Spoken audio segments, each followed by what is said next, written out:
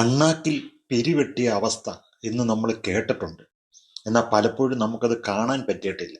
എന്നാൽ അതിതാ കാണാം. അണ്ണാക്കിൽ പിരിവെട്ടിയിരിക്കുന്ന അവസ്ഥ എന്താണ് കണ്ടോളൂ. ആരോഗ്യമന്ത്രിയെ കരിങ്കൊടി കാണിച്ച കേസിൽ ആക്രമിച്ചു, ആയുധങ്ങളുമായി ആക്രമിച്ചു എന്ന് പോലീസ് ചാർജ് ചെയ്ത കേസിൽ ബഹുമാനപ്പെട്ട കോടതി കണ്ടെത്തിയത് എന്താ? ഒരു ആക്രമിക്കാനുള്ള ഒരു മാരകായുധങ്ങളും ഇല്ലായിരുന്നു എന്നല്ലേ കോടതി കണ്ടെത്തിയത്? ഇല്ലെങ്കിൽ അവർ ആരെങ്കിലും, ഞാൻ ബഹുമാനപ്പെട്ട എന്റെ സുഹൃത്ത് ചോദിച്ചല്ലോ, ഒരു കാര്യം കൂടെ ഞാൻ പറഞ്ഞു, 1 ലക്ഷം രൂപ ഇനാം പ്രഖ്യാപിച്ചായിരുന്നു. എന്തിനാണ്?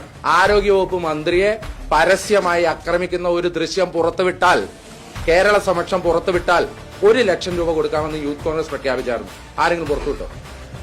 നിങ്ങൾ ആരെങ്കിലും പുറത്തുവിട്ടോ? 16 ക്യാമറ ഉണ്ടായിരുന്നു അവിടെ. 16 ക്യാമറ, 12 ചാനൽ ക്യാമറയും 2-3 അല്ലാതെ മീഡിയ മൊബൈൽ ക്യാമറകളും RPF-ന്റെ CCTV ഉൾപ്പെടെ 16 ക്യാമറ ഉണ്ടായിരുന്നിടത്ത് നിന്ന് ഒരു ദൃശ്യം എടുത്ത് പുറത്തുവിടാൻ നിങ്ങൾക്ക് സാധിക്കാത്തത് എന്താ?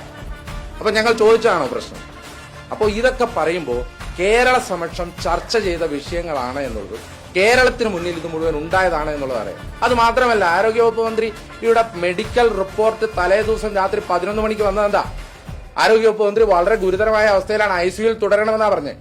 ഏത് സാഹചര്യത്തിലാണ് 4 മണിക്ക് കഴുത്തിന് ഗുരുതരമായ അസുഖമുള്ള ഒരാള് കാറിൽ അവിടെ നിന്ന് യാത്ര തിരിക്കുന്നത്? ഏത് സാഹചര്യത്തിലാണ്?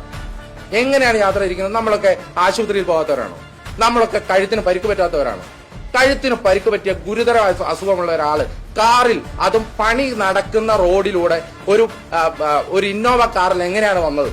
അപ്പോൾ ഒരു ആരോഗ്യവകുപ്പ് മന്ത്രിയെ പോലും ഇത്ര ലാഘവത്തോടു കൂടി പെരുമാറുന്ന, ചികിത്സിക്കുന്ന കേരളത്തിലെ ആരോഗ്യ മേഖലയുടെ പിടിപ്പുകേടിന് ഇതിലും വലിയ ഉദാഹരണം വേണം.